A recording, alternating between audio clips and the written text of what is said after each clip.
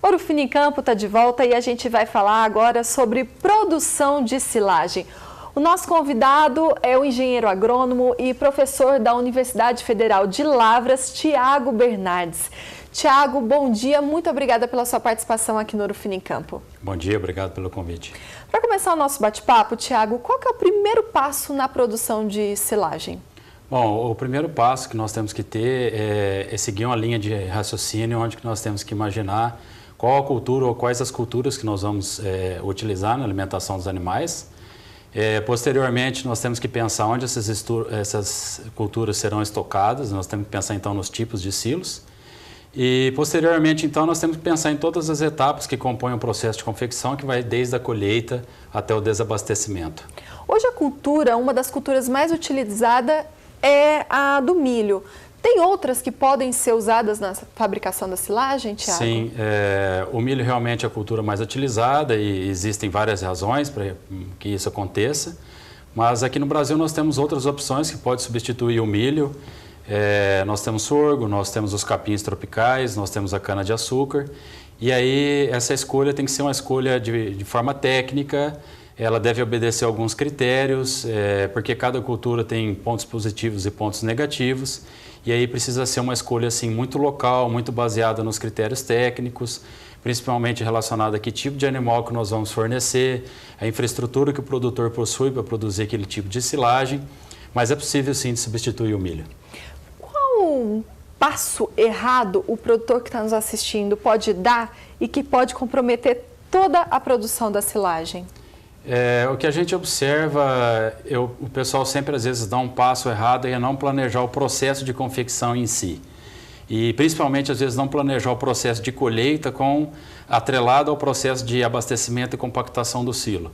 Então às vezes a gente observa que o momento de começar a ensilar, o produtor ainda não preparou as máquinas então não estão totalmente ajustadas, ele ainda não conseguiu reunir todos os equipamentos, tratores, carretas, etc. e tal, e isso cria um certo desconforto no momento em que a silagem começa a ser produzida e tem impactos negativos sobre o valor nutritivo do alimento. Então são todos esses aspectos que o produtor precisa levar em conta. Ele precisa levar em conta todos esses aspectos, ou seja, é um processo que demanda muitas etapas, conforme eu ressaltei, e em função disso ele precisa ter um planejamento muito restrito, muito bem feito antes de iniciar a atividade. Bom, hoje tem no mercado um produto que a gente até vem falando bastante aqui no Ouro Fino em Campo, que é o inoculante para ser usado ali no processo de produção de silagem. Quais são os benefícios do inoculante? Então, o inoculante hoje é o aditivo mais utilizado não só no Brasil como no mundo. Ele sempre vem adicionado à silagem para tentar corrigir alguma falha, geralmente que a cultura possui, porque tem algumas culturas que às vezes não fermentam bem. Por um outro lado, tem culturas que sofrem um processo que a gente chama de deterioração aeróbica, que é considerado perda. Então, esses inoculantes vêm justamente para tentar corrigir esses problemas que são pontuais da cultura.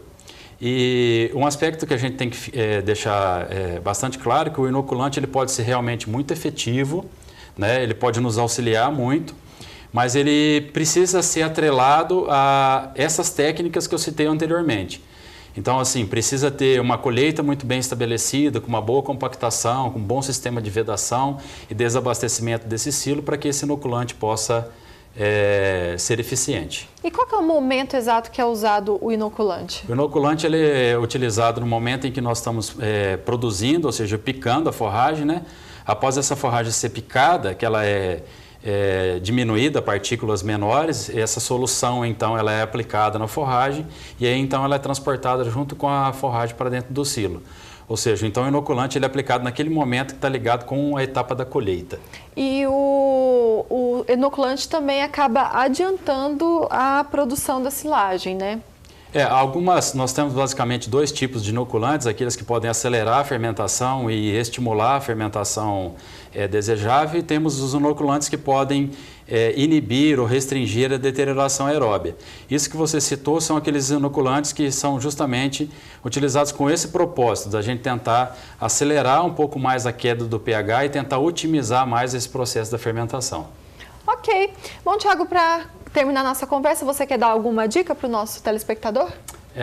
A dica é aquela que sempre procurar, o que eu disse anteriormente aqui na minha entrevista, é procurar planejar muito bem, porque produzir silagem é algo de alto risco e alto custo, então nós temos que estar muito bem, as etapas precisam estar muito bem atreladas uma à outra e quando for possível esse produtor receber a visita de um técnico, o qual pode auxiliá-lo a reunir todas essas peças aí e conseguir montar esse quebra-cabeça.